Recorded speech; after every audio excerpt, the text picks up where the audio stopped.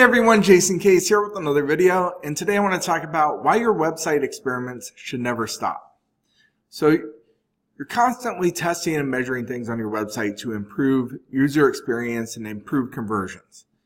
But once you find something that's working and you make a change, this should not be the end-all be-all. So what's working now doesn't necessarily mean that it's going to be working a year or 2 years from now. Maybe what you changed would work better a year down the road. So what you need to do is always come back to this experiment a year or 2 years out and retest this again to make sure that it's still a clear winner. So what I'm going to do is just kind of give an example of this so you can understand better. So let's say you're using a tool like Hotjar, which allows you to analyze how people are interacting with your website based on how many buttons people are, like the percentage of users are clicking on, or videos people are clicking on, scroll depth stuff. So it gives you heat maps to let you better understand what people are really engaging on certain pages of your website. So you might find areas that nobody's interacting with on your website. Maybe you have a video on a page and nobody clicks on it, or it's a very low percentage. So you decide to remove this video to simplify the landing page and help improve the user experience and possibly improve conversion.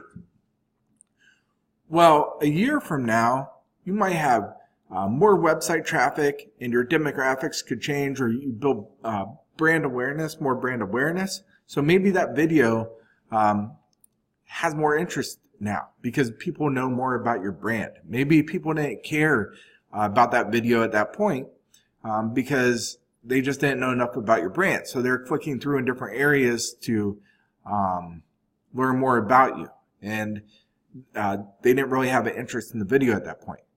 Well, that's why you should test this every year and come back to this stuff and revisit the changes that you made and test this again to your new change and see if it still holds true, or if more people are now clicking on this video, then maybe you should implement it again.